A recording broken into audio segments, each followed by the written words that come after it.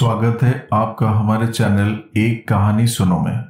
अगर आपको हमारे भारत के संस्कृति और पौराणिक कथाएं अच्छी लगती है तो कृपया हमारे चैनल को सपोर्ट करें, लाइक, शेयर और सब्सक्राइब करें। तो आइए आरंभ करते हैं। कहा जाता है कि पृथ्वी का पालक राजा होता है। यदि राजा भोग विलासी और अत्याचारी हो तो उसके राज्य में प्रजा कभी सुखी नहीं रह सकती। लेकिन अगर राजा सत्कर्मी और न्यायप्रिय हो तो उसका राज्य किसी स्वर्ग से कम नहीं होता।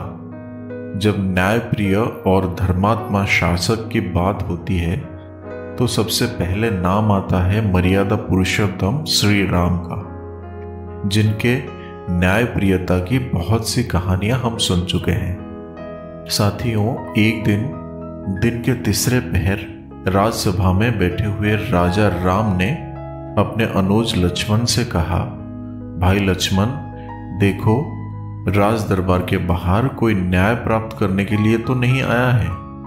लक्ष्मण जी बड़े भाई की आज्ञा पाते ही तुरंत बाहर गए और चारों ओर दृष्टि दौड़ाकर देखा, उनको वहां कोई दिखाई नहीं दिया। लक्ष्मण जी राजमहल में वापस आकर राम से बोले, भैया, बाहर तो ऐसा कोई भी मानव नहीं है जो दुखी हो और कुछ निवेदन करने के लिए आया हो। लक्ष्मण जी के वचन से राम जी को संतोष नहीं हुआ। उनकी बेचैनी लक्ष्मण जी समेत वहां दरबार में उपस्थित प्रत्येक व्यक्ति महसूस कर रहे थे। श्री राम ने लक्ष्मण जी से पुनः कहा, लक्ष्मण, मुझे विश्वास है कि नीति और उचित न्याय पद्धति से शासन करने पर प्रजा सर्वदा सत्य के मार्ग पर अग्रसर रहती है और उसे किसी प्रकार का कष्ट नहीं मिलता।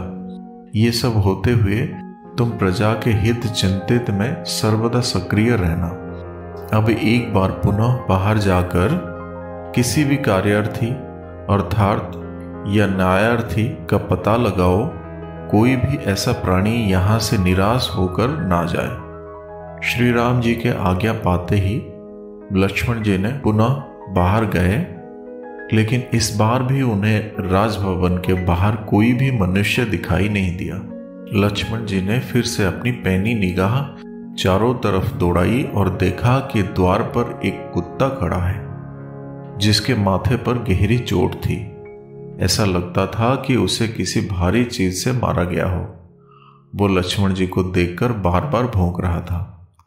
तो उसे इस प्रकार भौंकता देखकर लक्ष्मण जी ने उससे पूछा, तुम इस तरह क्यों भौंक रहे हो? तुम्हारी क्या समस्या है? तुम बिना डरे बताओ। लक्ष्मण से ऐसी बात सुनकर कुत्ता बोला, जो प्रजापालक है, जिनके राज्य में हर कोई निडरता से रहता है, ऐसे प्रभु महाराजा श्री राम से ही मेरा कुछ निवेदन है। क्या आप मेरा ये संदेश उन तक पहुंचा सकते हो? ऐसा सुनकर लक्ष्मण जी फिर से राजभवन पहुंचे और उन्होंने ये बात श्री राम को बताई। श्री राम ने लक्ष्मण की सारी बात सुनी और उनसे कुत्ते को राजभवन में लाने को कहा। श्री राम की आज्ञा लेने के बाद लक्ष्मण ने उस कुत्ते को राजभवन में पेश किया। श्री राम ने कुत्ते को देखकर कहा, तुम्हें जो कहना है बिना डरे कहो। हम वचन देते हैं कि तुम्हारी जो भी समस्या होगी उसे तुरंत हल कर दिया जाएगा। श्री राम के ऐसा कहने पर कुत्ते ने कहा, प्रभु, राजा ही समस्त प्राणियों का रक्षक और स्वामी होता है। प्रजा जब सोती है तब राजा जाकर प्रजा की रक्षा करता है। हे राघव, आप तो समस्त प्राणियों के प्राण हैं। आप ही हमारे कर्ता धर्ता और रक्षक हैं, त्राता हैं, विधाता हैं। आप श्रेष्ठ जनों द्वारा आचरित कर्म करते हैं। आप धर्मात्मा और सद्गुणों के सागर हैं। यदि मैंने कोई अनुचित बात यहाँ पर कह दी हो या आगे मेरी जिह्वा से निकल जाए तो आप उसे क्षमा कर दें। मैं सिर झुकाकर आपका अभिवादन करता हूँ। कुत्ते के मुख से ये वचन सुनकर श्री राम थोड़ा अधीर होकर गंभीर वाणी से कुत्ते से बोले, हे सारमेय, शीघ्र निडर होकर बोलो, तुम क्या चाहते हो? कुत्ता बोला, हे राजन, धर्म से ही राज्य की प्राप्ति होती है। धर्म से ही राजा प्रजावत्सल और शरणागत बच्छल बनता है। राजा प्रजा के समस्त भय को दूर करता है। इन सारी बातों को ध्यान में रखकर मेरा जो कार्य है उसे आप समझ लें। सर्वार्थ सिद्ध नामक का एक ब्राह्मण है। वो भिक्षावृत्ति करता है। उसने बिना अपराध मेरा सिर फोड़ डाला है। कुत्ते की ये बात सुनकर श्री राम ने तुरंत ही अपने द्वारपालों के जरिए उस भिक्षुक ब्राह्मण को अपने राजभवन में बुलवाया। जब वो ब्राह्मण श्री राम के सामने लाया गया तो श्री राम ने उनसे पूछा, हे ब्राह्मण, आपने इस निर्दोष कुत्ते पर डंडे से प्रहार क्यों किया, जबकि इसका कोई अपराध नहीं था? इसलिए आप बताइए कि इस कुत्ते को बेवजह डंडा मारने के पीछे क्या कारण था? श्री राम के इस तरह पूछने पर ब्राह्मण ने कहा कि हे राम, ये सत्य है कि मैंने क्रोधावेश में ही इस कुत्ते को मारा है। मैं उस समय भिक्षा के लिए भ्रमण कर रहा था। ये कुत्ता बीच मार्ग में बैठा था। सुबह से भिक्षा उस समय तक नहीं मिली थी, अतः मैं कुछ अन्यमनस्क था। मुझे भूख लगी थी। मैंने इसे मार्ग में से हट जाने को कहा, किंतु ये मार्ग से नहीं हटा।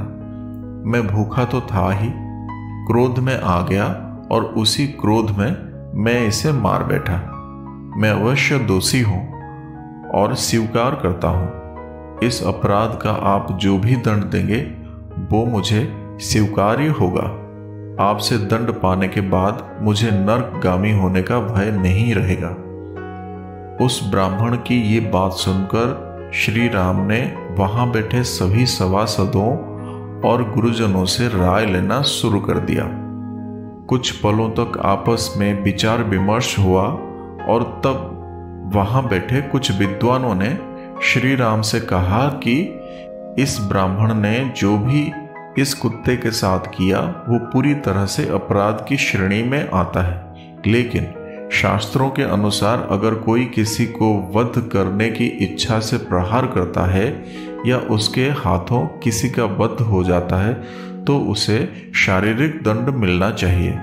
लेकिन इस ब्राह्मण से इस कुत्ते की हत्या नहीं हुई है, इसीलिए हम इसे कोई शारीरिक दंड नहीं दे सकते। इसके लिए हमें थोड़ा और विचार कर लेना चाहिए। ये सब बातें हो ही रही थी कि इसी बीच कुत्ते ने श्री राम से एक निवेदन किया और कहा, हे राजन, जैसा कि आपने मुझे वचन दिया है कि आप मेरी समस्या का हल करके मुझे संतुष्ट करेंगे, इसलिए मेरे विचार से इस ब्राह्मण को कालंजर में एक मठ का महंत बना दिया जाए। अगर आप ऐसा करेंगे तो मैं आपके न्याय से पूरी तरह संतुष्ट हो जाऊंगा। कुत्ते की ये बात सुनकर सभासदों के आश्चर्य के बीच अकेले राम के चेहरे पर मुस्कुराहट थी। कुत्ते के मांग को पूरा कर दिया गया। ब्राह्मण भी इस दंड से प्रसन्न हुआ। नित्य की भिक्षावृत्ति से उसे छुटकारा मिला। ब्राह्मण को हाथी पर बिठाकर विदाई दी गई, क्योंकि उस काल की परंपरा में यही नियम था। ब्राह्मण की प्रसन्नता का ठिकाना ना रहा। वशिष्ठ आदि मुनि गंभीर होकर बैठे थे। कुछ सभासद कुत्ते की मांग का परिहास उड़ा रहे थे।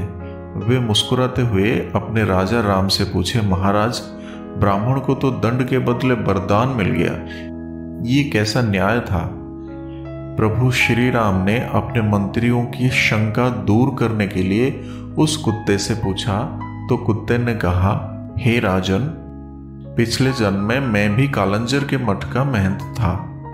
देवताओं और ब्राह्मणों की पूजा करता था, दास दस्युओं के साथ न्याय करता था और हमेशा शुभ और अच्छे कर्म ही करता था। लेकिन इन सब के बाद भी मेरे मन में घमंड आ गया था, और आप तो जानते ही हैं घमंड करने से सारे पुण्य कर्म नष्ट हो जाते हैं। उसी के वजह से मुझे इस जन्म में कुत्ते का शरीर मिला। तो फिर जो ऐसा क्रोधी है, धर्म को छोड़ चुका है, स्वभाव से क्रूर, कठोर और मूर्ख भी है, ऐसा ब्राह्मण तो महंत बनकर अपना ही नहीं बल्कि अपने साथ साथ अपनी 7 पीढ़ियों को भी नर्क ले जाएगा। बस यही सब सोचकर मैंने आपसे ऐसा निवेदन किया। इस तरह इसे किसी भी तरह का शारीरिक दंड भी नहीं मिला और इसे इसके कर्मों का सही दंड भी मिल जाएगा। इसीलिए मैं श्री राम को बहुत बहुत धन्यवाद करता हूँ, जिन्होंने मुझे न्याय दिलाने में मेरी सहायता की। कुत्ते की बात सुनकर राजा राम गदगद हो गए और कुछ विस्मित भी हुए, लेकिन सारी सभा स्तब्ध थी। इस रहस्य का उद्घाटन करने के बाद वो कुत्ता जहां से आया था वहां चला गया। कुछ समय पहले कुत्ते के न्याय का परिहास करने वाले सभासद अब मौन थे। साथियों, अहंकार किसी भी प्राणी को कभी भी हो सकता है, चाहे वो अच्छे कर्म करता हो या बुरे कर्म। एक अच्छे कर्म वाले व्यक्ति को भी ये अहंकार हो जाता है कि उससे ज्यादा पुण्य इस संसार में उसके अलावा और कोई कर ही नहीं सकता। लेकिन वो ये भूल जाता है कि जिस दिन उसके मन में अहंकार ने जन्म लिया, उसी पल उसके सारे पुण्य मिट्टी में मिल जाते हैं और उसके मरने के बाद भी उसे सही गति नहीं मिलती है। तो फिर मिलेंगे साथियों अगले वीडियो में। तब तक के लिए अपना ख्याल रखना और हमेशा हंसते मुस्कुराते रहना।